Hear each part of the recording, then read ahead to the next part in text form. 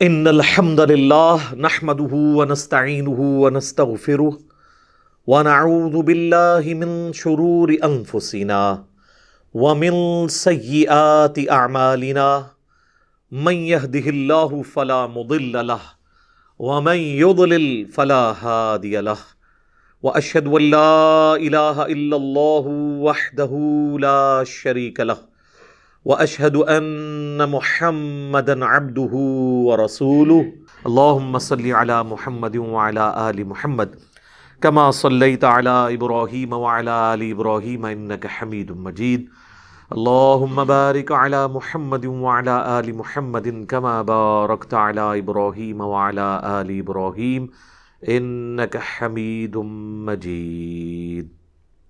الحمدللہ آج 4 اپریل 2021 کی قرآن کلاس نمبر 74 کی اسٹوڈیو ریکارڈنگ ہونے جا رہی ہے۔ آج انشاءاللہ تعالی ہم سورۃ النساء کی آیت نمبر 49 سے آنورڈ سٹارٹ کریں گے۔ آلموسٹ مسلسل 3 لیکچرز پچھلے جو ہوئے وہ سورۃ النساء کی آیت نمبر 48 کے کانٹیکسٹ میں ہوئے تھے، شرک کے حوالے سے، اور میں نے کوشش کی ہے کہ اس ٹاپک کے اوپر تفصیلاً گفتگو کی جائے تاکہ کوئی بھی ابہام، کوئی ایمبیگوٹی، کوئی شیطانی وسوسہ، کوئی علماء سو کا دھوکہ باقی نہ رہے۔ اللہ کا شکر ہے کہ وہ الحمدللہ ان 3 کلاسز کے اندر کور ہو گئے الحمدللہ۔ آج اللہ کا نام لے کر ہم 49 نمبر آیت سے سٹارٹ کرتے ہیں۔ اعوذ باللہ من الشیطان الرجیم، بسم اللہ الرحمن الرحیم۔ الم تر الی الذین یزکون انفسہم، کیا تم نے ان لوگوں کی طرف نہیں دیکھا کہ جو اپنے آپ کو بڑا پاک باز بتاتے ہیں؟ بل اللہ یزکی من یشاء، بلکہ اللہ جسے چاہتا ہے وہ پاک باز کر دیتا ہے۔ یہ روئے سخن جو ہے وہ منافقین کی طرف ہے، چونکہ سورۃ النساء کا اکثر حصہ منافقین کو ایڈریس کرتا ہے، جو کلمہ گو منافقین تھے، اندر سے یہودی تھے، اوپر سے اسلام کا لبادہ اوڑھا، تو وہ یہ دعوے دار تھے کہ ہم تو بڑے پاک باز ہیں۔ قرآن میں ان کی اس طرح کی جو ورڈنگز ہیں مختلف جگہ پہ آئی ہیں۔ نحن ابناء اللہ و احباء، ہم اللہ کے بیٹے ہیں، اس کے چہیتے ہیں۔ یعنی یہودیوں کو یہ زوم تھا، اور کسی حد تک بات درست تھی۔ قرآن حکیم میں 2 دفعہ ہے وَأَنِّي فَضَّلْتُكُمْ عَلَى الْعَالَمِينَ، میں نے تمہیں تمام جہان والوں پر فضیلت دی تھی۔ لیکن یہ اس صورت میں تھا جب وہ پیغمبروں کی روش پر چلتے، اور جب وہ نہیں چلے تو پھر ضُرِبَتْ عَلَيْهِمُ الذِّلَّةُ وَالْمَسْكَنَةُ، تو اللہ نے ذلت اور مسکنت ان کے اوپر مسلط کر دی قیامت کے دن تک کے لیے۔ اللہم لا تجعلنا منہم، اللہم ثبتنا علی القرآن، آمین۔ تو اللہ تعالیٰ فرما رہا ہے کہ ان کے دعوے سنو کہ ہم بڑے پاک باز ہیں، ہم اللہ کے بڑے چہیتے ہیں، جنت تو ہماری گارنٹیڈ ہے۔ اس قسم کے ان کے سارے دعوے جو ہیں نا، ان کو اللہ تعالیٰ نے ایک جملے میں کور کیا کہ یہ پرہیزگاری کے ان کے دعوے سنو۔ سورۃ النجم میں آیا کہ مت کہا کرو اپنے آپ کو کہ میں بڑا پاک باز ہوں، اللہ کو خوب معلوم ہے کہ کون کتنا متقی ہے۔ ہم تو تمہیں اس وقت سے جانتے ہیں جب تم ماں کے پیٹ میں ایک جنین، ایک ایمبریو کی شکل میں تھے، تو تم کیسے دعویٰ کر سکتے ہو؟ وَلَا يُظْلَمُونَ فَتِيلًا، اور ان پر ظلم نہیں کیا جائے گا۔ یعنی اللہ تعالیٰ فرما رہا ہے جو کوئی پاک باز ہوں گے تو اللہ تعالیٰ ان پر ظلم نہیں کرے گا، ان کے اعمال کا ہی بدلہ ان کو ملنے والا ہے۔ انظر کیف یفترون علی اللہ الکذب، ذرا دیکھو تو یہ اللہ پر کس طرح جھوٹ باندھتے ہیں۔ یعنی ان کے دعوے کہ ہم اللہ کے بڑے لاڈلے ہیں، اگر ہمیں جہنم کا پھیرا لگا بھی تو کچھ عرصے کے لیے لگے گا، پھر تو ہم جنت میں چلے ہی جائیں گے، یہ تو باقی لوگوں کی آنکھوں میں دھول جھونکنے کے لیے ایسا کیا جائے گا۔ وَكَفَى بِهِ إِثْمًا مُبِينًا، اور انہیں رسوا کرنے کے لیے یہ کھلا گناہ کافی ہے جو اللہ کے اوپر جھوٹ باندھتے ہیں۔ یعنی اللہ پر کیا جھوٹ باندھتے ہیں کہ ہم اللہ کے چہیتے ہیں، ہم جو بھی کریں ہم نے جنت میں جانا ہے، یعنی کہ کچھ بھی ہیں تیرے محبوب کی امت سے ہیں۔ تو یہ اصل میں ہمیں سنایا جا رہا ہے کہ تم سے پہلے بھی ایک لاڈلی امت، جس میں ہم نے 3 کتابیں بھیجی، تورات، زبور، انجیل، ہزاروں پیغمبر بنی اسرائیل میں بھیجے، تو ان کو بھی اپنے زمانے میں جو ہے نا، انہوں نے بھی ہمارے ساتھ اس طرح کا عقیدہ وابستہ کر دیا تھا، ان کو بھی اپنے معاملے میں زوم ہو گیا تھا کہ ہم اللہ کے بڑے لاڈلے ہیں۔ لیکن کاش اس امت نے قرآن پڑھا ہوتا تو ان کو پتا ہوتا کہ یہ اس قسم کے دعووں کا کوئی فائدہ نہیں ہونے والا جب تک کہ پیغمبروں کی پیروی اختیار نہ کی جائے۔ الم تر الی الذین اوتوا نصیبا من الکتاب، کیا تم نے ان کی طرف دیکھا جنہیں کتاب کا کچھ حصہ دیا گیا تھا، یعنی لوح محفوظ کا کچھ حصہ تورات یا انجیل کی شکل میں، یؤمنون بالجبت والطاغوت، حالانکہ وہ آسمانی مذاہب کے ماننے والے تھے لیکن وہ ایمان لائے جبت کے اوپر، یعنی مشرکانہ عقائد اور نظریات کے اوپر، تعویذ دھاگوں کے اوپر، جس قسم کی یہ ایکٹیویٹی سب کی سب جو آپ کو پتہ ہے بنی اسرائیل کے اندر آ گئی تھی۔ والطاغوت، اور اللہ کے مقابلے پہ جو کھڑا ہے، طاغوت شیطان ہو یا جتنے بھی لوگ جو اللہ کی شریعت کے مقابلے پہ کھڑے ہیں، وہ ان پر اعتقاد رکھتے ہیں حالانکہ انہیں آسمانی مذاہب کا حصہ ملا ہوا تھا۔ آج مسلمانوں کی بھی یہی حالت ہے کہ وہ قرآن جو آپ کو ایک اللہ کے ساتھ جڑنے کی ترغیب دلاتا ہے، جو آپ کو توحید کے اوپر ایسا ایمفسائز کرتا ہے کہ اس کے بعد کسی ہستی کا ڈر انسان کے دل میں باقی نہیں رہتا، کہ انسان جو ہے وہ کسی قبر کے پاس سے بھی جھک کے گزرے یوں سلام کر کے، اور اسے یہ خطرہ پڑ جائے کہ اگر میں نے اس کے مزار پہ آ کے نظر و نیاز پیش نہ کی تو میری بھینس دودھ دینا بند کر دیں گی۔ یہ نظریات مسلمانوں کے اندر آ گئے تو یہ وہی چیز ہے، یؤمنون بالجبت والطاغوت، اکیلے اللہ کا ماننے والا تو پھر کسی سے نہیں ڈرتا۔ یقولون للذین کفروا ویقولون للذین کفروا، اور وہ کہتے ہیں ان کے بارے میں جنہوں نے کفر کیا۔ یہ بڑی امپورٹنٹ بات آ رہی ہے کہ جب انسان کا گیئر الٹا لگ جائے نا اور انسان تعصب کی اینک پہن لے تو اس گہرائی میں جا کے انسان گمراہی کی گرتا ہے کہ ہے وہ یہودی تھے، یہودی جو ہیں وہ حضرت موسیٰ علیہ السلام کو مانتے تھے، مسلمان بھی موسیٰ علیہ السلام کو مانتے تھے، اور مشرکین عرب تو کسی آسمانی مذہب کو ماننے کے لیے تیار نہیں تھے۔ لیکن مسلمانوں کی دشمنی کا لیول دیکھیں، وَيَقُولُونَ لِلَّذِينَ كَفَرُوا، یہ کہتے ہیں ان کافروں کے بارے میں، هَؤُلَاءِ أَهْدَىٰ مِنَ الَّذِينَ آمَنُوا سَبِيلًا، کہ یہ جو کافر بت پرست ہے نا، یہ زیادہ ہدایت یافتہ ہیں ان مسلمانوں کی نسبت۔ ہائے ہائے ہائے ہائے، یعنی بت پرستوں کو یہودی کہتے تھے یہ بہتر ہیں مسلمانوں کی نسبت، کسی اعتبار سے بھی وہ بہتر نہیں تھے۔ یار یہ تو ہم نہیں کہتے ہیں کہ یہودی جو ہیں وہ بت پرستوں سے جو ہیں وہ بدتر ہیں، ہم کہتے ہیں نہیں، یہودی ہوں عیسائی ہوں ایٹ لیسٹ یہ بہتر ہیں بت پرستوں سے، چونکہ اہل کتاب ہیں، اسی لیے سورہ المائدہ میں اللہ تعالیٰ نے ان کی عورتوں کے ساتھ نکاح کی بھی اجازت دی ہے۔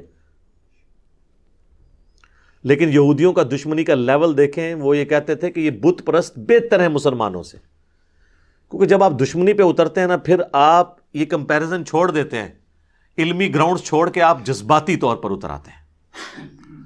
اور آپ دیکھ لیں یہی کچھ ہمارے ساتھ بھی کر رہے ہیں یہ لوگ، یعنی اہل حدیث مکتب فکر کے لوگ جو آج سے کچھ عرصہ پہلے تک کہتے تھے کہ جی اصل چیز توحید ہے، باقی ساری چیزیں ثانوی ہیں۔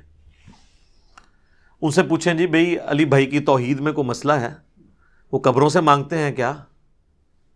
شرک کی دعوت دیتے ہیں؟ نہیں توحید ٹھیک ہے، اصل میں مسئلہ اور ہے بنو امیہ۔ تو پہلے جو آپ نے ڈاکٹرین لوگوں کو کروائی تھی، اور اب یہ حال ہو گیا ہے کہ یہ لوگ ان لوگوں کے ساتھ بیٹھ کے ہمارے خلاف ویڈیوز ریکارڈ کروا رہے ہیں جن کو یہ مشرک سمجھتے تھے۔ دیوبندیوں کو تقلید کی وجہ سے مشرک اور بریلویوں کو قبروں کے حوالے سے مشرک سمجھتے تھے، اب ان کے ساتھ بیٹھ کے یہ اکٹھے ہو گئے ہیں، تو یہ بالکل اسی پیٹرن کے اوپر چل رہے ہیں۔ اور یقیناً یہ بھی کہتے ہیں، اب تو کئی بریلوی علماء نے کہا ہے کہ جی وہ بریلوی علماء جن کے امام نے اپنے سوا سارے فرقوں کو اسلام سے خارج کیا ہے، احکام شریعت کے اندر جب ان سے سوال ہوا وہابیہ کے ذبیحہ کے بارے میں تو انہوں نے کیا کہا؟ وہابیہ، پھر انہوں نے کھولا کہ وہابی، دیوبندی، اہل حدیث، رافضی اور قادیانی یہ 1,00,000 دفعہ بھی اللہ کا نام لیں تو ذبیحہ مردار ہی رہے گا، اور یہ سب کے سب مرتدین ہیں۔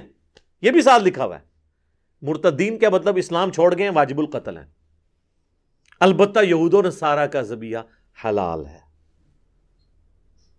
واقعی وہ اللہ کے نام کا لیں تو یہود و نصارہ کا حلال ہے، لیکن انہوں نے یہود و نصارہ سے بدتر کسے کہہ دیا؟ اہل حدیث کو، دیوبند کو اور شیعہ کو۔ اور نہ صرف بدتر کہا بلکہ کہا کہ یہ مرتد بھی ہیں، یعنی واجب القتل۔ لیکن آج یہ سب کے سب کٹھے ہو کے کہہ رہے ہیں کہ جی دیکھیں بریلوی تو پھر بھی کوئی فرقہ ہے، کروڑوں لوگ ہیں ماننے والے، لاکھوں مسجدیں ہیں، دیوبندی بھی کوئی فرقہ ہے، اہل حدیث بھی، اور بریلوی کہہ رہے ہیں کہ اہل حدیث بھی ہے۔ کل تک یہ کہتے تھے یہ انگریزوں کی پیداوار ہے، یہ شیطان کا سینگ ہے، آج کہہ رہے ہیں نہیں وہ بھی ایک فرقہ ہے۔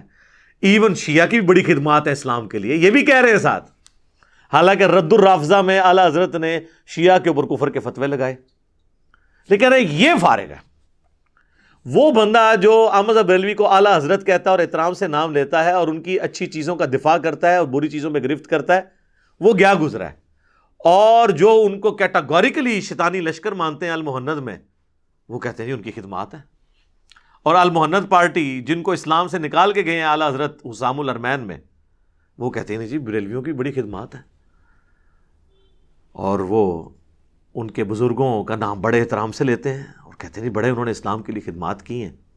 تو سب کچھ بھول کے نا، تو یہ آیت جو ہے نا یہ بیسیکلی ثبوت ہے کہ جب کبھی بھی انبیاء کرام علیہ السلام کی سچی دعوت لوگوں کے سامنے رکھیں گے نا، تو آپ کے مخالفین پھر علمی روش کو بالائے طاق رکھیں گے، وہ جذباتی ڈاکٹرن پہ اتریں گے، اور پھر آپ کو وہ یہ کہیں گے کہ آپ تو ان سے بھی بدتر ہیں۔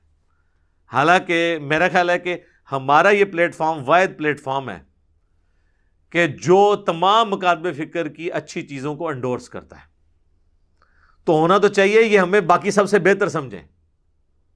اعلیٰ حضرت کے اوپر جھوٹا الزام لگایا شیخ مکی نے، میں نے دفاع کیا، تو بریلویوں کو چاہیے تھا نا کہ یار یہ دیوبندیوں سے تو بہتر ہے، ہمارے امام کا دفاع کر رہا ہے۔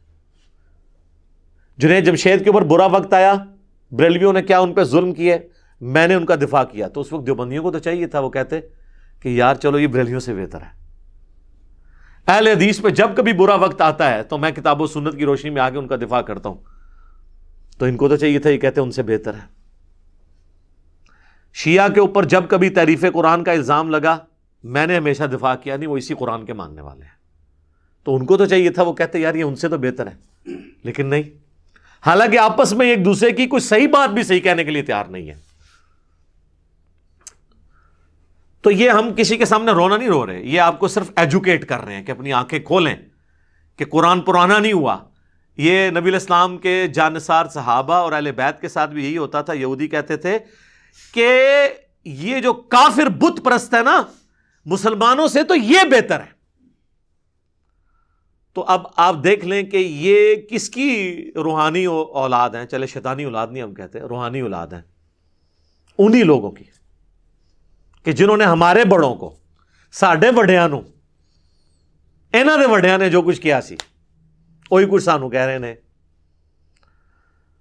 تو میں تو اس پہ کہتا ہوں سبحان اللہ، قرآن دیکھیں پرانا نہیں ہوتا، وہی ایشوز وہی پرابلمز اسی طریقے سے نئی نئی شکلیں بدل کے آ رہے ہیں، اور اللہ تبارک و تعالیٰ اس قرآن کی برکت سے ہر دور کے انسان تک سچائی کی بات کو پہنچا رہا ہے کہ بھئی دیکھ لو، جب کبھی حق کی آواز بلند ہوتی ہے تو اس کے مخالفین جو بہانے گھڑتے ہیں نا وہ وہی ہوتے ہیں جو پہلے ہوتے ہیں، کیونکہ بیسک ہیومن انسٹنکٹ کبھی چینج نہیں ہوگی۔ یہی وجہ ہے کہ الہامی کتابیں کبھی پرانی نہیں ہوتی ہیں۔ آپ دیکھیں کوئی بھی نظریہ اٹھے نا 100-150 سال کے بعد نیا نظریہ آ جاتا ہے، لیکن الہامی نظریات اس لیے پرانے نہیں ہوتے کہ انسان جتنی بھی ترقی کر جائے، ماں باپ تو اس کے ہوں گے، بہن بھائی تو اس کے ہوں گے، اولاد تو اس کی ہوگی، وہ ایک خاندانی سسٹم میں تو رہے گا۔ تو ان ساری چیزوں کے ساتھ ڈیل کرتا ہے ریلیجن، اس لیے ریلیجن کی تعلیمات کبھی پرانی نہیں ہوتی، کیونکہ انسان جس طرح پہلے پیدا ہوتے تھے اب بھی اسی طریقے سے ہی پیدا ہو رہے ہیں۔ ماں باپ جس طرح پہلے انسانوں کے اگلوں کے ہوتے تھے اسی طرح آج کل کے بھی ہیں۔ میاں بیوی کا آپس میں ریلیشن شپ اور پھر ساس سسر کے ساتھ بیلنس زندگی گزارنے کے ایشوز پہلے بھی تھے، آج بھی موجود ہیں۔ ان کے آپس میں ایشوز اور اولاد کے ساتھ کیا تعلق رکھنا ہے، سیکس ڈسپلن کیا ہے، یہ پہلے بھی تھا آج بھی ہے۔ مال کا فتنہ پہلے بھی تھا آج بھی ہے، سٹیٹس کا فتنہ پہلے بھی تھا اور آج بھی ہے۔ اس لیے الہامی کتابیں کبھی پرانی نہیں ہوتی۔ اب اللہ کی طرف سے ذرا فتویٰ سنیں ایسے لوگوں کے بارے میں جو حق کی روش کی بجائے ضد کے اوپر بات کرتے ہیں۔ بڑا گاڑا فتویٰ آ رہا ہے، اولئک الذین لعنہم اللہ، یہ ہے اصل میں وہ لوگ جن پہ اللہ کی لعنت ہو گئی ہے۔ ومن یلعن اللہ، اور جس پہ اللہ ہی لعنت بھیج دے، فلن تجد لہ نصیرا، پھر ہرگز تم اس کا مددگار کسی کو نہیں پاؤ گے۔ اچھا، لعنت باز یہ غیر مسلم اسلام پہ اعتراض کرتے ہیں، یہ جگہ جگہ اللہ لعنتیں بھیجتا ہے، وہ کہتے ہیں یہ مسلمانوں کا خدا جو ہے نا یہ کرس کرتا ہے، گالی دیتا ہے۔ لعنت گالی نہیں ہے، لعنت عربی زبان میں کہتے ہیں رحمت سے دوری۔ لعنت کا مطلب کیا؟ اللہ کی رحمت سے دوری۔ یہ گالی نہیں ہے، بلکہ یہ ایک سوفسٹیکیٹڈ ورڈ ہے۔ اللہ کی رحمت سے جو لوگ محروم کر دیے جائیں گے، جو دور کر دیے جائیں گے، اس کے لیے لفظ استعمال ہوتا ہے ان پہ اللہ کی لعنت ہوئی ہے، یعنی وہ اللہ جس کی رحمت ہر چیز کو گھیرے ہوئے ہے اور جس نے اپنے اوپر رحمت لازم کر لی ہے، اس کے باوجود چند بد نصیب ایسے ہیں جو اس کی اس رحمت سے بھی محروم ہو جائیں گے۔ اللہم لا تجعلنا منہم، اللہم انا نسألک من فضلک ورحمتک، آمین۔ ام لہم نصیب من الملک، کیا ان کے لیے کوئی حصہ حکومت میں ہے؟ فَإِذَا لَا يُؤْتُونَ النَّاسَ نَقِيرًا، اور اگر ایسا ہوتا تو یہ کسی کو ایک تل کے برابر بھی چیز نہ دیتے۔ یعنی اللہ تعالیٰ فرما رہا ہے کہ ان کی دنیا کی محبت خصوصاً یہودیوں کی اس لیول پہ ہے کہ اگر اللہ کے خزانوں کے یہ مالک ہوتے تو ایک تل بھی کسی کو نہ دیتے۔ آج بھی دیکھ لیں ان کی لالچ اپنے عروج پہ ہے، پوری دنیا کی اکانومی کو انہوں نے اپنے کنٹرول میں کیا ہوا ہے۔ ام یحسدون الناس علی ما آتاہم اللہ من فضلہ، کیا یہ حسد کرتے ہیں لوگوں سے اس نعمت کے بارے میں جو اللہ نے اپنے فضل سے دی ہے؟ یعنی یہ حاسد ہو گئے تھے کہ بنو اسماعیل جن کو ہم کل تک کہتے تھے امی، ان پڑھ، جاہل، اور اللہ نے پیغمبر آخر الزماں صلی اللہ علیہ وآلہ وسلم کو ان میں مبعوث کیا، اور یہ تو علماء کی فیملی تھی پوری، کہتے ہیں یہ نسلاً لڑی چونے علماء دی، تو یہودی واقعی وہ علماء دی اور انبیاء دی لڑی چوسن، انہی کی لڑی میں سے تھے، اللہ تعالیٰ نے ان کو چنا ہی نہیں۔ اور اللہ تعالیٰ نے پیغمبری کے لیے حضرت اسماعیل علیہ السلام کی اولاد کو منتخب کیا جن میں کوئی پیغمبر نہیں آیا تھا سوائے حضرت اسماعیل کے، تو یہ حسد کرتے تھے۔ تو اللہ تعالیٰ نے اس کا جواب بڑا پھکی والا دیا ہے، فَقَدْ آتَيْنَا آلَ إِبْرَاهِيمَ الْكِتَابَ وَالْحِكْمَةَ، تو بے شک اللہ تعالیٰ نے تو آل ابراہیم کو کتاب اور حکمت عطا فرمائی تھی، یعنی آل ابراہیم کو اللہ نے چنا تھا نا۔ تو آل ابراہیم تو تم خود بھی مانتے ہو کہ بنو اسماعیل اور بنو اسرائیل دونوں آل ابراہیم ہیں، تو اگر آج پیغمبر بنو اسماعیل میں آ گئے ہیں تو اس میں پریشانی والی کون سی بات ہے؟ ابراہیم کا بچہ وہ نہیں ہے اسماعیل دوسرا، تو تم بھی ابراہیمی دین کے ماننے والے ہو نا۔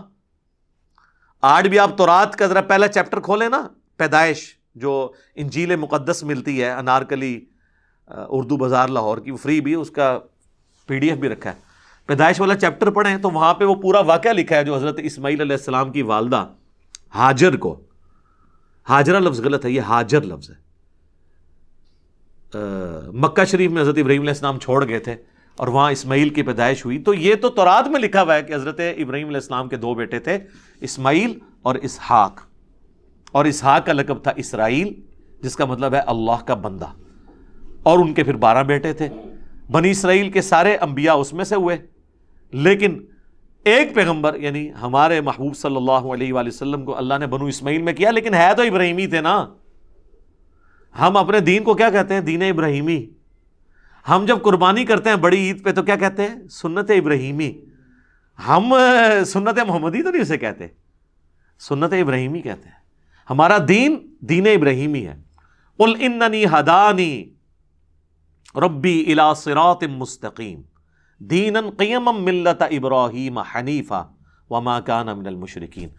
اے نبی تم فرماؤ میرے رب نے تو مجھے ہدایت کے راستے تک پہنچا دیا ہے، اور وہ ہدایت کا راستہ کیا ہے؟ ابراہیم علیہ السلام کی ملت پہ کھڑا ہے، جو مشرک نہیں تھے اور سب سے ٹوٹ کر ایک اللہ کے ہو گئے تھے، حنیفہ تھے۔ سلام علی ابراہیم، اللہم صلی علی محمد وعلی آل محمد، وآتیناہم ملکا عظیما، اور ہم نے انہیں عظیم الشان سلطنت دی تھی۔ اچھا، حضرت ابراہیم کو تو کوئی سلطنت نہیں ملی، مراد یہ کہ ان کی اولاد میں، بنو اسرائیل کو اللہ نے حکومت نہیں دی تھی کیا؟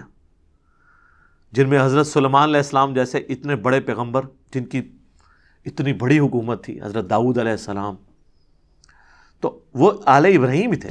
فَمِنْهُمْ مَنْ آمَنَ بِهِ، ان میں سے ایسے بھی ہیں جو ایمان لاتے ہیں، وَمِنْهُمْ مَنْ صَدَّ عَنْهُ، اور ان میں ایسے بھی ہیں جو حق سے منہ پھیر لیتے ہیں۔ یعنی صرف ابراہیم کی اولاد ہونا گارنٹی نہیں ہے اس بات کی کہ آپ جنت میں چلے جائیں گے یا آپ راہ حق پہ ہیں، جب تک کہ ابراہیم علیہ السلام کی دعوت کو قبول نہیں کریں گے۔ وَكَفَى بِجَهَنَّمَ سَعِيرًا، اور ایسے لوگوں کے لیے پھر جہنم کافی ہوگا۔ اللہم اجرنا من النار، یعنی یہ جو آپ کہتے ہیں نا جو کچھ بھی ہیں ابراہیم کی اولاد سے ہیں، جو کچھ بھی ہیں تیرے محبوب کی امت سے ہیں، اللہ نے کہہ دیا ہے اس کا انجام یہ ہونا ہے کہ جہنم میں جلو گے اگر ان کی تعلیمات پر عمل نہ کیا۔ آج کل کے لوگوں کا تو نہیں پتا کہ کون خالص ابراہیمی ہے اولاد میں اور کون خالص سید ہے اولاد میں۔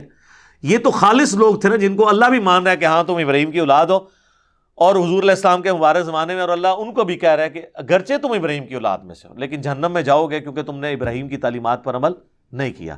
ما کان ابراہیم یہودیا ولا نصرانیا، ابراہیم تو نہ یہودی تھے نہ نصرانی تھے، ولکن کان حنیفا مسلما وما کان من المشرکین، بلکہ وہ تو سر تسلیم خم کرنے والے تھے اللہ کے حضور، سب سے ٹوٹ کر ایک اللہ کے ہو گئے تھے اور وہ مشرک نہیں تھے۔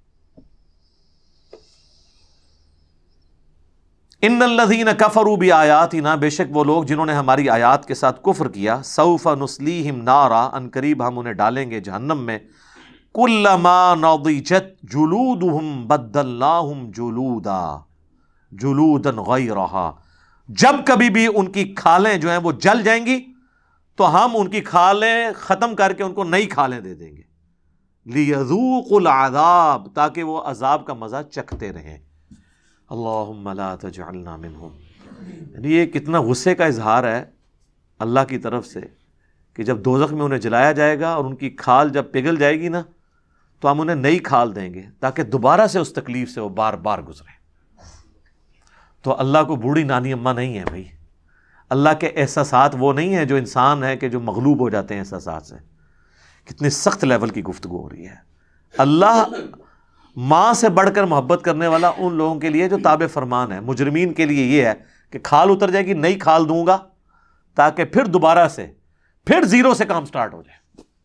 یہی وہ آیت ہے جس کے اوپر ایک بہت بڑے سائنٹسٹ تھے جو مسلمان ہوئے، جب انہوں نے یہ ڈسکور کیا کہ جو یہ انسان آگ کے جلنے سے جو تکلیف محسوس کرتا ہے اس کے جو ریسیپٹرز ہیں وہ کھال کے اندر پائے جاتے ہیں۔ اس سے پہلے کانسیپٹ تھا حرام مغز کے پوائنٹ آف ویو سے صرف، لیکن یہ کھال کے اندر بھی ایسے ریسیپٹرز موجود ہیں۔ تو انہوں نے کہا یہ قرآن پاک کی یہ آیت میں اس زمانے میں یہ بات کرنا تو اس کے سوا اس کا کوئی سلوشن نہیں کہ اس کا سورس ڈیوائن ہے۔ ان اللہ کان عزیزا حکیما، بے شک اللہ تعالیٰ غالب ہے حکمت والا ہے۔ غالب اتنا ہے کہ دنیا میں بھی عذاب دے سکتا ہے، حکمت یہ ہے کہ ڈھیل دیتا رہتا ہے، شاید اس کی طرف لوگ پلٹ آئیں۔ والذین آمنوا وعملوا الصالحات، سائملٹینیس کنٹراسٹ آ رہا ہے، وہ لوگ جو ایمان لے آئے اور انہوں نے نیک اعمال کیے، سندخلہم جنات تجری، ان قریب ہم انہیں داخل کریں گے ایسے باغات میں، تجری من تحتها الانہار، جن کے نیچے نہریں بہتی ہوں گی، خالدین فیہا ابدا، وہ رہیں گے اس میں ہمیشہ ہمیش، لہم فیہا ازواج مطہرہ، وہاں ان کے لیے پاکیزہ بیویاں ہوں گی، یعنی دنیا والی بیویاں بھی مل جائیں گی اور اس کے علاوہ بھی جن کو دنیا میں نہیں ملی ہیں آخرت میں تو ملیں گی انشاءاللہ تعالی۔ وَنُدْخِلُهُمْ ظِلًّا ظَلِيلًا، اور ہم انہیں داخل کریں گے ایسے گھنے دار درختوں میں جن کے سائے بہت گھنے ہوں گے۔ وہ تو صحیح بخاری میں آتا ہے کہ ایسے درخت بھی ہیں کہ 100 سال تک ایک گھوڑ سوار اس میں ٹریول کرتا رہے اس کے سائے سے باہر نہیں نکلے گا۔ ایڈا بڑا درخت، سر ایک درخت کی گل ہو رہی ہے۔ اللہ اکبر۔ اللہم انا نسألک جنت الفردوس مع النبیین والصدیقین والشہداء والصالحین، آمین۔ اب میرے بھائیو آیت نمبر 58 اور 59 یہ بہت کریٹیکل آیات ہیں، ان کے اوپر ڈیٹیل گفتگو ہو سکتی ہے۔ ان کو ڈسکس کرنے سے پہلے جنت کے حوالے سے میں اکثر آیات سے ویسے ہی گزر جاتا ہوں، اس لیے کہ اب اس پہ لادہ سے اگر ڈسکشن کی جائے تو بہت ٹائم چاہیے۔ جنت کی لالچ رکھنا یہ ایمان کا حصہ ہے۔ اللہ نے اہل ایمان کی نشانی سورہ السجدہ میں بتائی ہے کہ وہ اللہ سے طمع اور خوف دونوں رکھتے ہیں، لالچ رکھتے ہیں جنت کی اور خوف رکھتے ہیں جہنم سے بچنے کا۔ اس حوالے سے اگر آپ نے احادیث پڑھنی ہونا تو صحیح مسلم میں جو آخری جلد میں جا کر کتاب الجنہ چیپٹر آتا ہے، جنت کی نعمتوں کا بیان، وہ آپ پڑھیں. اور اس سے بھی بہتر ہے مشکات المصابیح کی تیسری جلد میں ایک جنت کے اوپر چیپٹر ہے جس میں آلموسٹ مسلم شریف کی وہ ساری حدیثیں کور ہیں.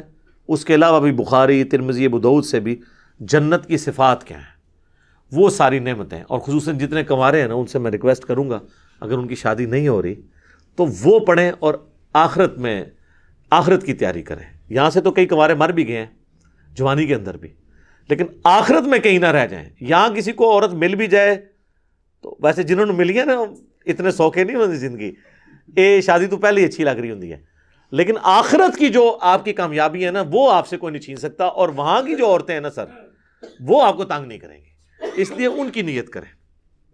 اچھا اب آ جائیں آیت نمبر جو 58 ہے. ان اللہ یأمرکم، بے شک اللہ تعالیٰ تمہیں حکم دیتا ہے، ان تؤدوا الامانات الی اہلھا، کہ جو امانتیں ہیں نا ان کے اہل لوگوں کے سپرد کرو. اس کے دو معنی ہو سکتے ہیں، ایک تو جس سے امانت لی ہے اس میں خیانت نہ کرو، اس کی امانت اس کو واپس کرو. ایک یہ ہے کہ جس کی جو پوسٹ ہے نا، جو اس کے لیے ڈیزرونگ بندہ ہے، اس کے حوالے وہ امانت کرو. یعنی حکمران ایسا ہو جو حکمران بننے کا اہل ہے، اس کے حوالے وہ امانت کرو.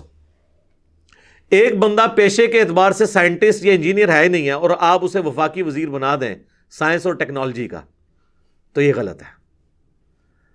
وہ اس کا اہل نہیں ہے، اس کے حوالے وہ چیز نہیں ہونی چاہیے. تو جو اہل لوگ ہیں، یعنی جو کریکٹر والے لوگ بھی ہوں، ان کی وہ فیلڈ بھی ہو، ان کے حوالے وہ چیزیں کی جائیں. یہ اللہ تعالیٰ کا حکم ہے. وَإِذَا حَكَمْتُمْ بَيْنَ النَّاسِ، اور جب تم فیصلہ کرنے لگو لوگوں کے درمیان، أَن تَحْكُمُوا بِالْعَدْلِ، تو فیصلہ کرو انصاف کے ساتھ. یعنی پہلا سٹیپ یہ ہے کہ امانت آپ نے صحیح بندے کے سپرد کی، چاہے وہ چیف جسٹس کوئی بن گیا ہے، خواہ وہ پولیس کا کوئی آفیسر ہے، آرمی چیف ہے، پرائم منسٹر ہے، ڈیزرونگ بندہ ہو. اس کے بعد جب وہ پوسٹ پہ بیٹھ جائے تو وہ پھر پورے انصاف کے ساتھ کرے. اور انصاف کے اوپر تو قرآن میں درجنوں جگہ آیا کہ تمہیں اگر اپنے ماں باپ، اولاد، بہن بھائی، بیوی، کسی کے خلاف بھی گواہی دینی پڑے تو تم انصاف کے اوپر قائم ہو جاؤ. اور اللہ کی یہ صفت ہے، اولو العلم قائما بالقسط، ان اللہ نعم ما یعظکم بہ، بے شک یہ بہت اچھی بات ہے جس کی اللہ تعالیٰ تمہیں نصیحت کرتا ہے. یعنی انصاف پسند ہونے کی، ٹروتھ لور ہونے کی. اسی کو انگلش میں کہتے ہیں ٹروتھ لور. ان اللہ کان سمیعا بصیرا، بے شک اللہ تعالیٰ سننے والا ہے اور دیکھنے والا ہے. اب میرے بھائیو اگلی جو آیت آ رہی ہے نا، سورہ النساء کی آیت نمبر 59، اسی کے اوپر آج کا ہمارا درس کنکلوڈ ہو جائے گا. ویسے تو اس آیت کے اوپر گھنٹوں بولا جا سکتا ہے کتاب و سنت کی روشنی میں، لیکن میں کوشش کروں گا جو ٹائم بچ گیا اس میں ہم اس آیت کا جتنا حق ادا کر سکتے ہیں وہ کریں. پہلے تو اس آیت کا ترجمہ اور تلاوت کر لیتے ہیں، پھر انشاءاللہ اس کو ڈسکس کرتا ہوں. یا ایھا الذین آمنوا اطیعوا اللہ و اطیعوا الرسول، اے اہل ایمان اطاعت کرو اللہ کی اور اس کے رسول کی. اطاعت کرو اللہ کی اور اطاعت کرو اس کے رسول کی. وَأُولِي الْأَمْرِ مِنْكُمْ، اور جو تم میں اولو الامر ہے نا ان کی بھی اطاعت کرو. لیکن اس کے ساتھ اطیعوا نہیں آیا. اس کی حکمت اس آیت کے اگلے حصے میں کھل جائے گی کہ ایبسولوٹ اطاعت کس کی ہے؟ اللہ اور اس کے محبوب صلی اللہ علیہ وآلہ وسلم کی. اور آج کی ڈیٹ میں اللہ اور اس کے رسول سے مراد کیا ہے؟ قرآن اور صحیح الاسناد احادیث، کتاب و سنت. کیونکہ آج نبی علیہ السلام ایز این انسٹیٹیوشن ہے ہمارے پاس، فزیکلی تو سامنے موجود نہیں ہے، ان کی تعلیمات ہے. حکمران کی بھی کرنی اطاعت، لیکن وہ غیر مشروط نہیں ہوگی، مشروط ہے اللہ اور اس کے رسول کے ساتھ، کیونکہ ساتھ ہی ذکر آیا فَإِن تَنَازَعْتُمْ فِي شَيْءٍ فَرُدُّوهُ إِلَى اللَّهِ وَالرَّسُولِ، اگر تمہارا تنازع کھڑا ہو جائے تو اپنے اس معاملے کو پلٹاؤ اللہ اور اس کے رسول کی جانب. یعنی حکمران سے یا اولو الامر سے جو تمہارا اختلاف ہوتا ہے وہ تم نے پھر فیصلہ کروانا ہے اللہ اور اس کے رسول سے. تو ظاہر ہے اللہ رسول سے کیا مطلب؟ کتاب و سنت سے. ان کنتم تؤمنون باللہ، اگر تم واقعی اللہ پر ایمان رکھتے ہو نا تو پھر تمہاری روش یہ ہوگی کہ تمہارے لیے فائنل اتھارٹی اللہ اور اس کے رسول ہوں گے عز و جل و صلی اللہ علیہ وآلہ وسلم، والیوم الآخر، اور آخرت پر ایمان رکھتے ہو، یعنی accountability of the day of judgement کا اگر تمہیں خوف ہوگا نا، پھر ہی تم کتاب و سنت سے فیصلہ کراؤ گے، ورنہ کیا کہو گے؟ مفتی صاحب نے فرما دیا، بزرگوں نے فرما دیا، ذالک خیر، اسی میں تمہاری خیریت ہے، وَأَحْسَنُ تَأْوِيلًا، اور اسی کا انجام اچھا ہونے والا ہے۔ کس کا؟ کہ اگر جب کبھی جھگڑا ہو تو اللہ اور اس کے رسول سے فیصلہ کرنا ہے۔ یہ ہے وہ آیت جس میں صراحتاً اللہ کے محبوب صلی اللہ علیہ وآلہ وسلم کو ہمارا امام ڈکلیئر کیا گیا، لیکن افسوس اس آیت کو انہوں نے لوگوں کے بنائے ہوئے اماموں کی اندھی تقلید کی سپورٹ میں پیش کرنا شروع کر دیا، آدھی آیت پڑھ پڑھ کے کہ جی قرآن میں ہے اطیعوا اللہ و اطیعوا الرسول و اولی الامر منکم، او آگے بھی پڑھو نا، فَإِن تَنَازَعْتُمْ فِي شَيْءٍ فَرُدُّوهُ إِلَى اللَّهِ وَالرَّسُولِ۔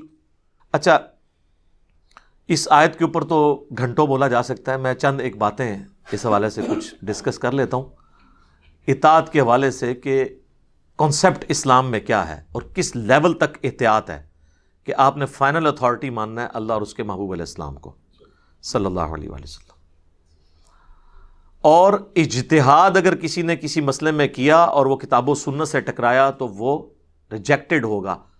امام کو چھوڑ دیں، چاہے وہ اجتہاد کسی صحابی کا بھی ہوا، اور اس کی آپ مثال سن لیں، سنن ابی داؤد میں حدیث ہے، جامع ترمذی میں بھی کچھ حصہ ہے، سنن ابن ماجہ میں بھی ہے، اور مشکات المصابیح میں بھی ہے۔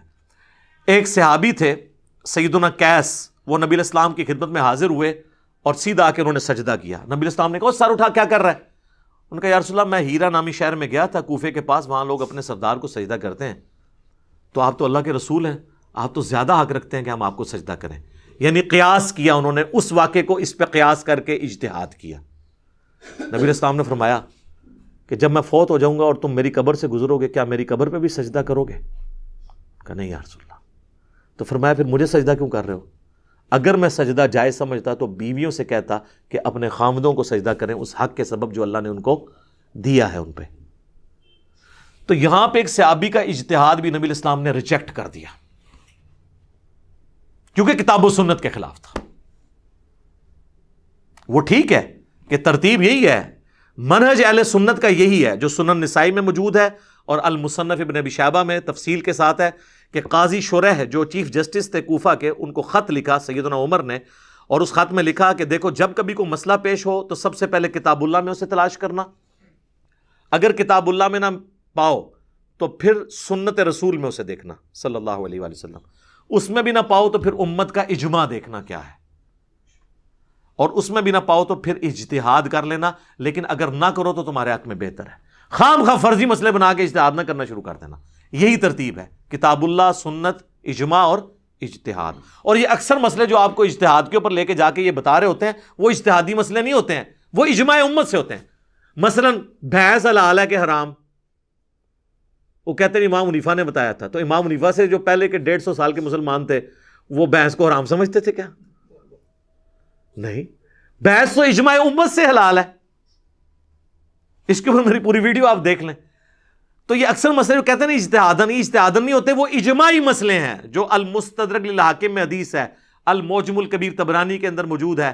نبی علیہ السلام نے فرمایا کہ میری امت کبھی بھی گمراہی پر جمع نہیں ہوگی، یعنی پوری امت جمع نہیں ہوگی، کوئی نہ کوئی حصہ مخالفت کر دے گا، اور جہاں پہ پوری امت جمع ہو جائے گی تو جماعت پہ اللہ کا ہاتھ ہے۔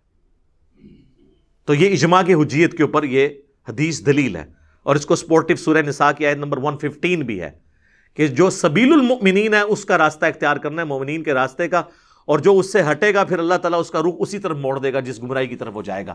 امام شافعی رحمہ اللہ نے اس آیت کو اجماع کی حجیت پہ دلیل مانا ہے، اور امت نے ان کی اس بات کو ایکسیپٹ کیا۔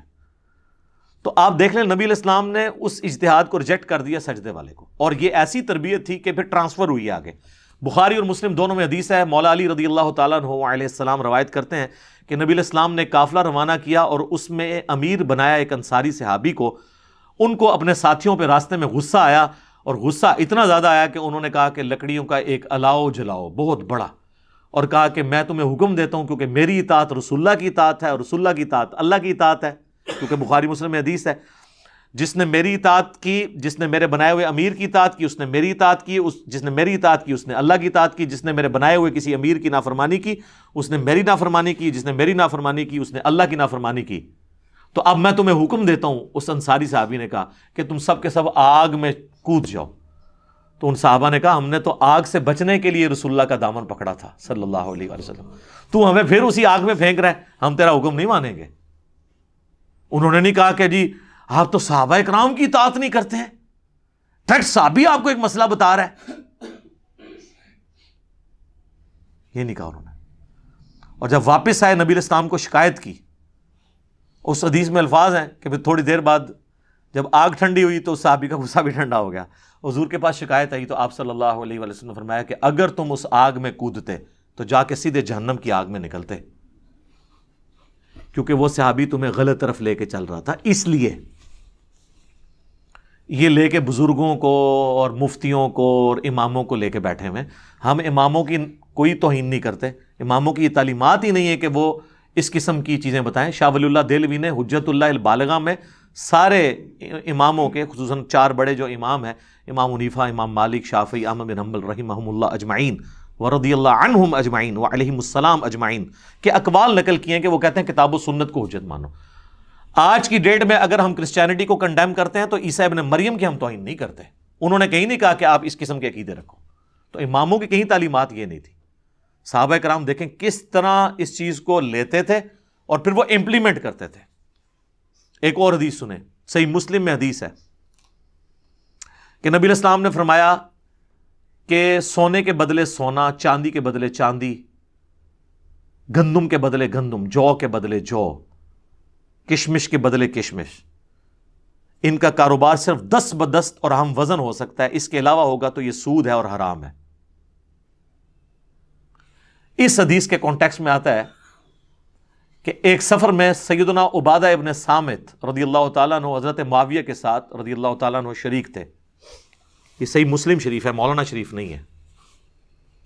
تو حضرت معاویہ نے اناؤنسمنٹ کی کہ بھئی جن فوجیوں کی تنخواہیں ہیں نا، تو وہ سونے اور چاندی کے برتن جو رومن امپائر سے ہمیں ملے ہیں جزیے کی شکل میں، ان میں سے اپنی اپنی تنخواہ کے مطابق جو ہے نا وہ سونا چاندی کے برتن اٹھا لیں اندازے سے۔ تو حضرت عبادہ ابن صامت وہاں کھڑے ہوئے، انہوں نے کہا نبی علیہ السلام نے تو منع فرمایا جب تک ہم وزن نہ ہو۔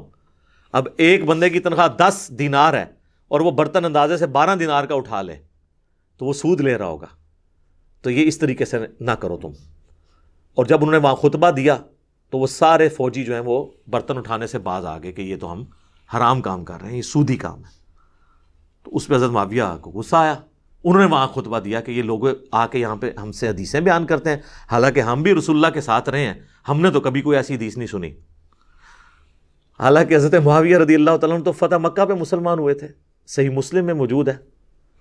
جب حج تمتع کے ایشو میں حضرت معاویہ نے اپنے دور پہ پابندی لگانے کی کوشش کی تو حضرت سعد ابن ابی وقاص نے کہا کہ معاویہ تو مکے کے گھروں میں کافر تھا جب ہم حج تمتع کر رہے تھے۔ یہ مسلم شریف ہے سر۔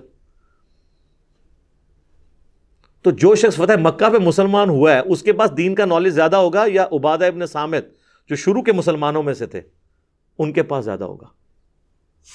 تو یہ تو کوئی دلیل نہیں ہے کہ میں نے تو نہیں بات سنی۔ تو حضرت عبادہ ابن صامت کو غصہ آیا، انہوں نے کہا دوبارہ خطبہ دیا کہ نبی علیہ السلام نے اسے سود فرمایا، منع فرمایا، اور پھر انہوں نے جملہ بولا خواہ معاویہ کی ناک خاک آلود ہو، خواہ ایک اندھیری رات میں مجھے جنگلوں میں معاویہ کے لشکر سے الگ ہونا پڑے، میں الگ ہو جاؤں گا، لیکن جو کچھ میں نے رسول اللہ سے سن رکھا ہے میں اسے پیچھے ہٹنے کے لیے تیار نہیں ہوں۔ یہ ہے جناب کمٹمنٹ کا لیول۔ آپ اماموں اور بزرگوں کو لے کے بیٹھے ہوئے ہیں، ان کی تقلیدوں کے ہمیں جو ہے وہ دھونسے لگا رہے ہیں۔ صحابہ کو تو لیول یہ تھا۔ اس سے آگے صحیح مسلم میں چلیں، یہ تابعین میں کیسے ٹرانسفر ہوا ہے۔ عبداللہ بن عمر بن عاص خانہ کعبے کے سائے میں بیٹھے ہوئے ہیں اور حدیث سنا رہے ہیں کہ اطاعت امیر واجب ہے۔ ایک تابعی وہاں پہ ان کا وہ لیکچر سن رہا ہے، جس نے میری ویڈیوز نہیں دیکھی ہوئی تھی، میں پہلے کلیئر کرتا ہوں۔ عبد الرحمن بن عبد رب کعبہ، جب لیکچر مکمل ہوا تو انہوں نے کہا کہ آپ کعبے کے سائے میں بیٹھ کے ہمیں اطاعت امیر کی باتیں سنا رہے ہیں، کیا یہ رسول اللہ نے آپ سے بات ارشاد فرمائی تھی واقعی جو کچھ آپ بیان کر رہے ہیں؟ تو انہوں نے کہا ہاں، میرے کانوں نے نبی علیہ السلام کی بات سنی، میری آنکھوں نے نبی علیہ السلام کو دیکھا، میرے دل نے آپ کی بات یاد رکھی۔ تو انہوں نے کہا کہ آپ تو ہمیں اطاعت امیر کی بات کر رہے ہیں، اور آپ کے چچا کا لڑکا معاویہ ابن ابی سفیان جو اس وقت ہمارا حکمران ہے، وہ تو ہمیں کہتا ہے کہ ہم لوگوں کا مال حرام طریقے سے ہڑپ کریں اور انہیں ناحق قتل کریں، اور اللہ تعالیٰ سورۃ النساء کی آیت نمبر 29 میں فرماتا ہے کہ اے ایمان والو، آپس میں ایک دوسرے کا مال ناحق طریقے سے مت کھاؤ اور ایک دوسرے کو قتل مت کرو، اپنوں کو قتل مت کرو۔ اپنوں سے مراد یعنی ایک مسلمان کو قتل کرنا، گویا اپنے آپ کو قتل کرنا۔ آپ بتائیں کہ ہم اللہ کی مانیں یا حضرت معاویہ کی مانیں؟ اب یہ بہت بڑی بات تھی، تو حضرت عبداللہ بن عمر بن عاص خاموش ہو گئے تھوڑی دیر کے لیے، سوچ میں پڑ گئے کہ اب میں اس کو کیا جواب دوں۔ پھر انہوں نے کہا جو ان کو کہنا چاہیے تھا کہ تم معاویہ کی اطاعت کرو ان کاموں میں جس میں وہ اللہ کی طرف تمہیں بلائے، اللہ کی اطاعت کے اندر، اور جس معاملے میں وہ اللہ کی نافرمانی کا کہے تم اس کی نافرمانی کرو۔ اور اس کو سپورٹی وہ حدیث ہے بخاری و مسلم کی، جو میں نے وہ آگ کا الاؤ جلانے والی بیان کی تھی، اس میں اینڈ پہ الفاظ ہیں مسلم شریف میں کہ نبی علیہ السلام نے فرمایا کہ اللہ کی معصیت کے اندر مخلوق کی اطاعت نہیں ہے، مخلوق کی اطاعت صرف معروف میں ہے، منکر میں نہیں ہے۔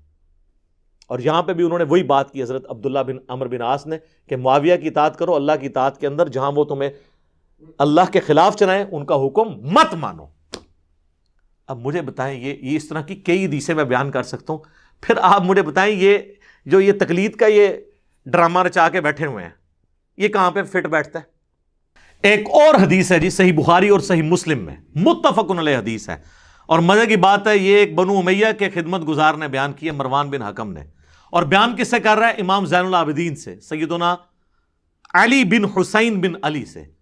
وہ کہتا ہے کہ جی میں اس مجلس میں موجود تھا جہاں پہ سیدنا عثمان اور سیدنا علی کا اختلاف ہو گیا حج تمتع کے مسئلے میں۔ ہائے ہائے ہائے۔ اور وہ مروان کے الفاظ ہیں کہ جب حضرت علی نے دیکھا کہ حضرت عثمان مسلسل اپنے اس موقف پہ قائم ہے کہ وہ حج تمتع پہ پابندی لگا رہے ہیں، تو سیدنا علی نے ان کو پہلے تو سمجھایا کہ یہ سنت قیامت تک کے لیے حضور نے جاری کی ہے، بخاری مسلم میں حدیث ہے کہ قیامت تک کے لیے حج اور عمرہ یوں داخل ہو گئے، حضور نے انگلیاں یوں داخل کی کہ اب یہ علیحدہ نہیں ہو سکتے، مشرکین عرب کی رسم رسول اللہ نے توڑ دی صلی اللہ علیہ وآلہ وسلم۔ تو مروان کہتا ہے کہ میں اس مجلس میں موجود تھا جب حضرت علی نے دیکھا کہ حضرت عثمان اپنی بات سے پیچھے نہیں ہٹ رہے، تو انہوں نے کہا کہ میں کسی شخص کے کہنے پہ رسول اللہ کی سنت نہیں چھوڑ سکتا، خواہ آپ بھی کیوں نہ ہو۔ اور پھر انہوں نے کہا کہ میں حج اور عمرہ اکٹھا کرنے کی نیت کرتا ہوں۔ یہ حدیث بھی بخاری مسلم کی اس بات کا ثبوت ہے کہ خلیفہ راشد سے بھی اختلاف ہو سکتا ہے، سنت کو آپ نے پرائرٹی دینی ہے۔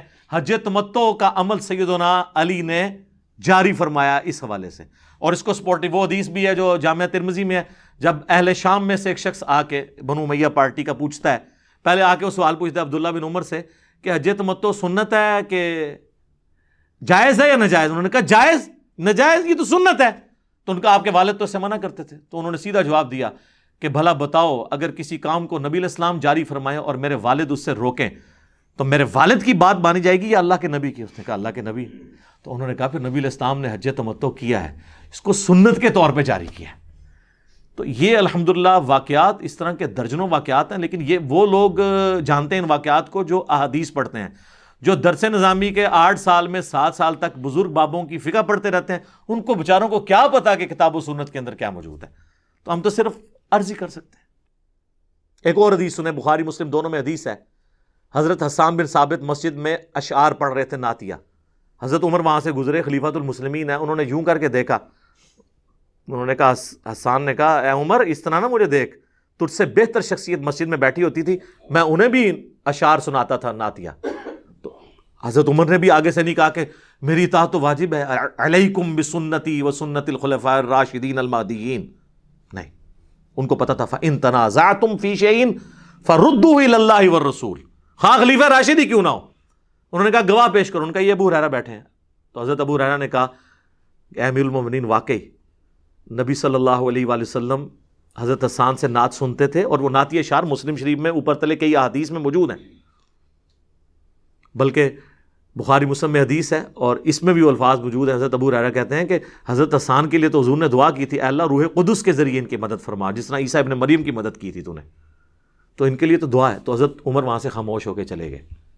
اچھا، اس سے یہ بھی پتہ چلا کہ حضرت عمر خلیفۃ المسلمین ہونے کے باوجود ان کو یہ حدیث نہیں پتہ تھی، یہ جو آپ کہتے ہیں نا اتنے بڑے مفتی صاحب کو کچھ نہیں پتا، اتنے بڑے بزرگ امام کو نہیں پتا، حضرت عمر سے بڑا کون سا مفتی ہے اور امام ہے؟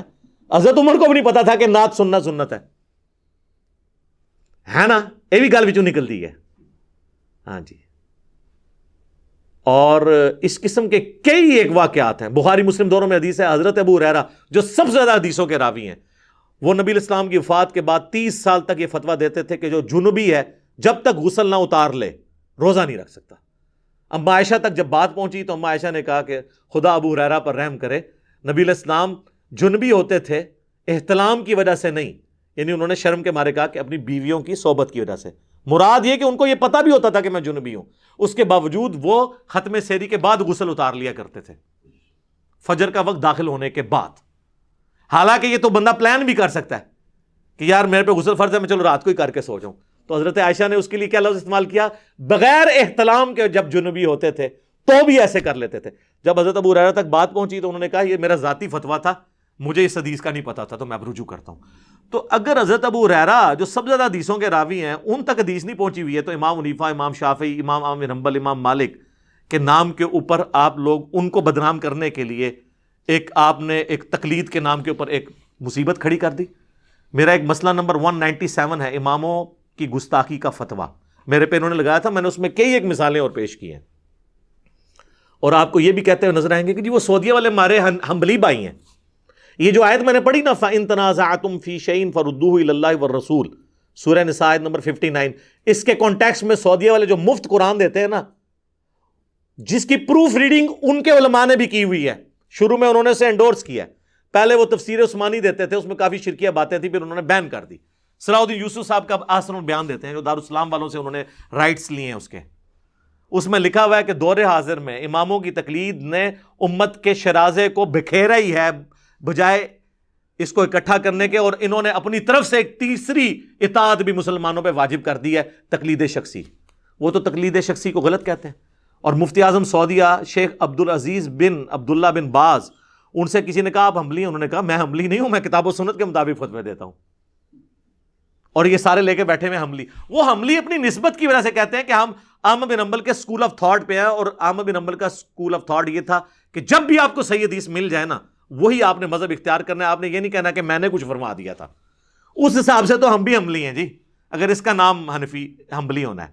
جیسے امام شافعی نے فرمایا تھا ان کان رفضا حب آل محمد فلیشہد الثقلان انی رافضی، اگر اہل بیت سے محبت کا نام رافضی ہونا ہے، شیعہ نہیں رافضی، تو اے جنوں اس گواہ ہو جاؤ کہ میں بھی رافضی ہوں.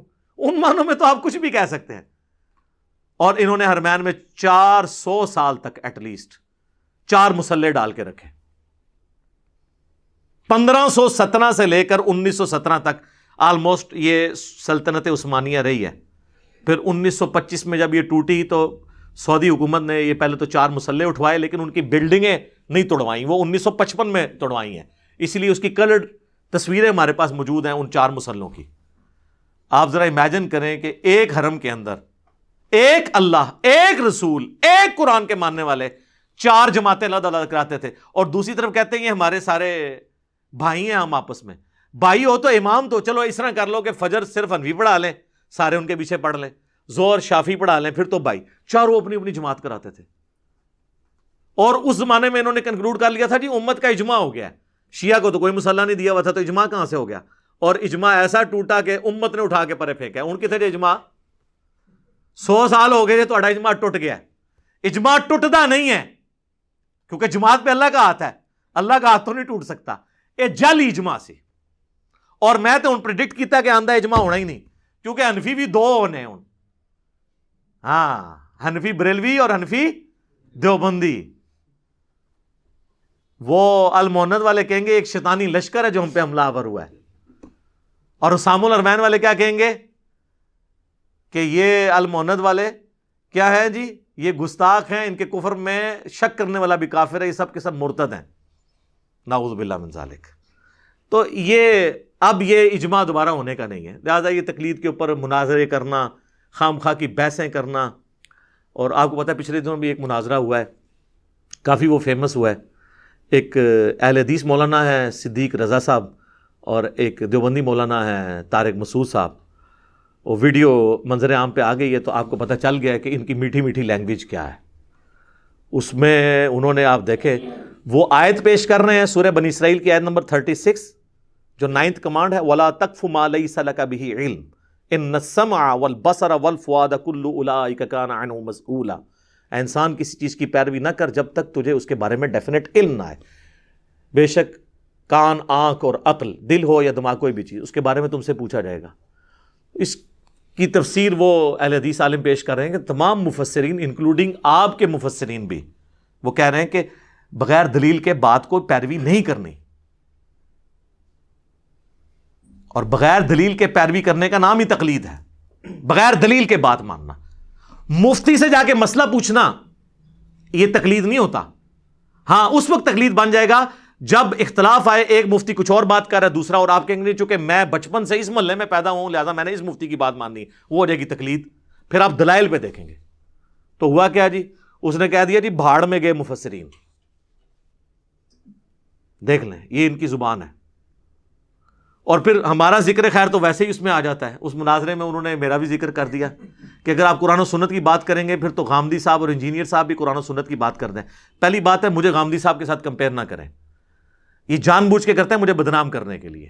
غامدی صاحب کی میں عزت ضرور کرتا ہوں لیکن سب سے زیادہ علمی اختلافات جس شخص نے ان سے ویڈیو میں ریکارڈ کروائے ہیں وہ میں ہی ہوں، چاہے وہ پردے کا مسئلہ ہو، نزول عیسیٰ کا مسئلہ ہو اور ایشوز ہو. لہٰذا وہ جان بوجھ کے ذکر کرتے ہیں اور مجھے بیچ میں گھسیٹنے کی کوشش کرتے ہیں.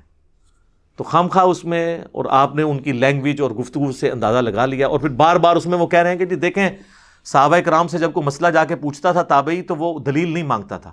سر دلیل اس لیے نہیں مانگتا تھا کہ حضرت عبداللہ ابن مسعود حنفی دیوبندی اور حضرت عمر فاروق حنفی بریلوی نہیں تھے، وہ دونوں ہی محمدی تھے، تو دلیل پوچھنے کی ضرورت نہیں تھی، دونوں نے ایک ہی بات کرنی تھی. دلیل وہاں مانگی جاتی ہے جب دو ڈیفرنٹ باتیں کریں. آج تو اب حنفی امام حنیفہ کی جائز روحانی اولاد، چلے میں کہہ لیتا ہوں، دونوں آپس میں ایک دوسرے کو مسلمان ماننے کے لیے تیار نہیں ہو. المحنت پڑھ لیں، حسام الارمین پڑھ لیں، تو آج تو ہم پوچھیں گے نا بھی دلیل پیش کرو. یہ مثال دینا غلط ہے کہ صحابہ کرام علیہم رضوان، تو میں نے آپ کو کئی ایک احادیث نہیں پیش کر دی ہیں کہ صحابہ کرام علیہم رضوان میں جب اختلاف ہوتا تھا تو کس طرح وہ دوسرے صحابی سے دلیل مانگ لیتے تھے. بخاری مسلم سے پیش نہیں کیا حسان ابن ثابت کے حوالے سے، حضرت عمر نے کہا کہ یہ غلط ہو رہا ہے، ابو ہریرہ نے کہا نہیں سر ٹھیک ہو رہا ہے. تو جہاں کبھی وہاں پہ بھی اختلاف آتا تھا نا تو وہ آپس میں ایک دوسرے سے پوچھ لیا کرتے تھے. ہاں جب اختلاف نہیں ہوگا پھر تو سب کی بات ہے، کیونکہ سب کا استاد محمد رسول اللہ ہے صلی اللہ علیہ وآلہ وسلم. لہٰذا آج کے دور میں یہ بات کرنا کہ صحابہ کرام سے کوئی دلیل نہیں مانگتا تھا، دلیل مانگی جاتی تھی. سر یہ جتنی میں نے آپ کو احادیث بیان کی ہیں جس میں انہوں نے صراحتاً ان کے ساتھیوں نے ان کی مخالفت کی ہے، وہ اسی لیے کی ہے تاکہ یہ پتہ چلے کہ قرآن و سنت کو ماننا ہے آپ نے، نہ کہ آپ نے اندھی تقلید کرنی ہے. لہٰذا یہ تقلید کے والے سے یہ جتنی ڈسکشن ہے بالکل ہی فضول ہو رہی ہوتی ہیں. جو ایک بات کو پکڑ کے گھسیٹتے ہیں، وہ اصل مسئلہ یہ ہے کہ صحابہ کی مثال دینا غلط ہے. صحابہ کرام رضوان کے زمانے میں دونوں طرف ایک طرح کی رائے ہوتی تھی. ہاں جہاں کئی اختلافی بات ہوتی تھی وہاں پہ بالکل پھر حدیثیں بیان ہوتی تھی. تو وہ میں اسی پہ کنکلوڈ کر دیتا ہوں، ویسے تو ہزاروں باتیں کرنے والی. صحیح بخاری میں حدیث ہے کہ جب جنگ جمل کا موقع آیا تو حضرت علی نے حضرت عمار ابن یاسر اور حسن ابن علی کو بھیجا کوفے میں تاکہ لوگوں کو تیار کیا جائے باغیوں کے خلاف. اور یہ پولیٹیکل باغی، دین سے باغی نہیں، پولیٹیکل ٹرم میں جو امام وقت کے خلاف کھڑے ہوئے، حضرت طلحہ، زبیر اور سیدہ عائشہ رضی اللہ عنہم اجمعین وعلیہم السلام اجمعین. تو صحیح بخاری میں حضرت عمار کا خطبہ ہے، اور قربان جائیں امام بخاری نے حضرت عائشہ کی فضیلت میں یہ خطبہ لیا ہوا ہے. آپ حضرت عائشہ رضی اللہ تعالیٰ عنہا کی فضیلت بھی بغیر اہل بیت کے ذکر کے بیان ہی نہیں کر سکتے. تو حضرت عمار نے کیا کہا کہ اے لوگو، اللہ نے تمہیں آزمایا ہے. اس میں الفاظ ہے کہ حسن ابن علی کو انہوں نے اوپر کی سیڑھی پہ بٹھایا اور خود نچلی سیڑھی پہ. اے لوگو، تمہیں اللہ نے آزمایا ہے. ایک طرف دنیا اور آخرت میں تمہارے نبی کی بیوی ہیں عائشہ، مرتبہ نہیں کم ہونے دیا. آخرت میں بھی بیوی ہوں گی، جنتی عورت جو بصرہ سے روانہ ہو چکی ہیں، اور دوسری طرف علی ابن ابی طالب ہیں. اللہ اب دیکھے گا کہ تم اللہ کی اطاعت کرتے ہو یا عائشہ کی. اللہ کی اطاعت کہاں سے آئی؟ اطیعوا اللہ و اطیعوا الرسول و اولی الامر منکم. سیدنا علی کی اطاعت اللہ کی اطاعت تھی. تو سر یہ بیان کریں نا اولو الامر کے اوپر کس نے فٹ کیا؟ تو جہاں صحابہ میں بھی اختلاف آیا نا وہاں پہ پھر دوسرے صحابہ نے کلیریفائی کیا ہے کہ بھائی اب یہاں پہ دونوں ٹھیک نہیں ہیں، اور جس کو اس وقت نکلی ہوا بعد میں آج کی ڈیٹ میں تو ہو چکا ہے۔ صحیح بخاری اور مسلم کی متفق علیہ حدیث، اور بخاری میں تو زبردست الفاظ ہیں 2812، عمار کو ایک باغی جماعت قتل کرے گی، عمار انہیں اللہ اور جنت کی طرف بلائے گا، وہ جماعت ان کو آگ اور جہنم کی طرف بلا رہی ہوگی۔ تو بعد میں تو کلیئر ہو گیا کہ حضرت علی کی پارٹی جنت کی پارٹی اور مخالفین جہنمی نہیں، جہنم کی طرف بلانے والا عمل تھا ان کا، کیونکہ وہ اولو الامر منکم کے تحت انہوں نے خلیفہ وقت کی مخالفت کی تھی۔ اللہ تعالیٰ جانے اور ان کا معاملہ جانے، لیکن یہ اب چونکہ علمی ڈسکشن ہو رہی ہے، اس کو کوئی جذباتی ڈسکشن میں نہ لے جائے۔ کافی ساری باتیں اور بھی مجھے کرنی تھی، لیکن میں نے کوشش کی ہے کہ آپ تک تقلید کے حوالے سے یہ چیز پہنچا دوں کہ تقلید یہ نہیں ہے کہ آپ نے اندھا بننا ہے۔ اور آخری بات، آندھا سے ان کو کہا کریں کہ 90% غیر مقلد تو یہ لوگ بھی ہیں، کیونکہ بریلوی اور دیوبندی دونوں کہتے ہیں کہ عقائد میں تقلید نہیں ہوگی، اور وہ کہتے ہیں عقائد میں تقلید حرام ہے، صرف اجتہادی مسائل میں ہوگی۔ یار جب عقیدے دلائل سے لے رہے ہو تو اجتہادی مسائل تو ویسے ہی چھوٹے ہیں، اور آج کے تو اجتہادی مسائل آپ کو تقی عثمانی صاحب بتا رہے ہیں اور مفتی منیب الرحمان صاحب، کیونکہ امام حنیفہ کو تو پتہ ہی نہیں تھا انتقال خون کا مسئلہ، پوسٹ مارٹم کا مسئلہ، اعضاء کی پیوند کاری کا مسئلہ، کتبین پہ نماز کا مسئلہ، کینگرو کا مسئلہ، وہ تو میں نے بتایا۔ تو کیا اب ہم آج کل کے لوگوں کے مقلد ہیں؟ نہیں، اجتہاد اسلام کی خوبصورتی ہے، قیامت تک یہ دروازہ کھلا رہے گا۔ فکس چیز کیا ہے؟ کتاب اللہ، سنت یا اجماع۔ تو اس سے آپ یہ سمجھ لیں کہ یہ جو بحثیں کر رہے ہوتے ہیں ان کو یہ سمجھ نہیں ہے کہ اصل مسئلہ کیا ہے۔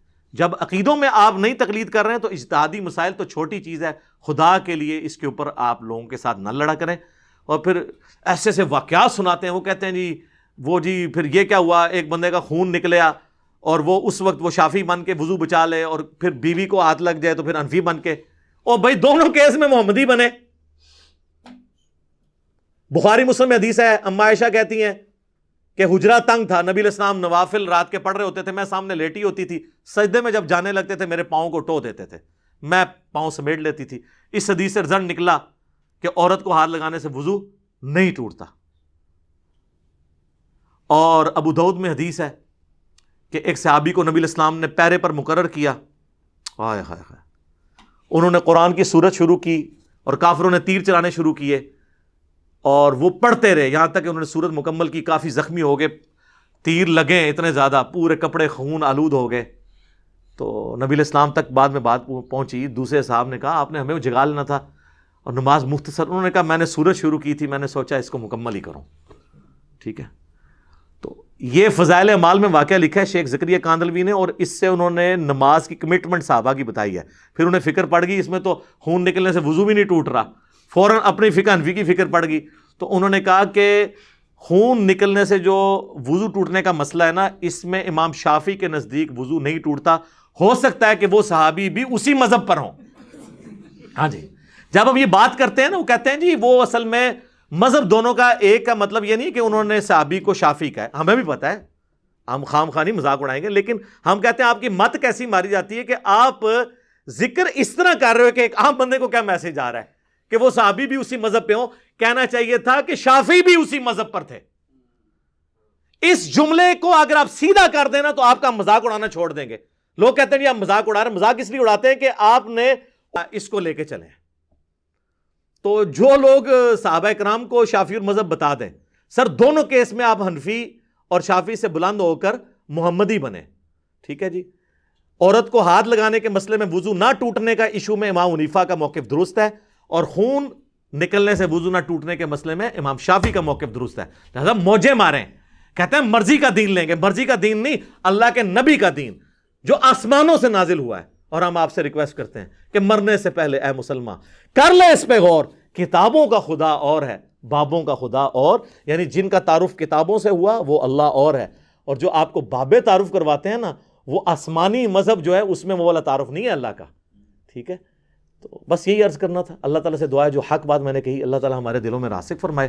اگر جذبات میں میرے منہ سے کوئی غلط بات نکل گئی اللہ تعالیٰ ہمارے دلوں سے ہی محو کر دے, ہمیں معاف بھی فرما دے, ہمیں کتاب و سنت کی تعلیمات پر عمل کر کے دوسرے بھائیوں تک پہنچانے کی توفیق عطا فرمائے. سبحانک اللہم و بحمدک اشہد ان لا الہ الا انت استغفرک و اتوب الیک وما علینا الا البلاغ المبین. جزاکم اللہ خیرا.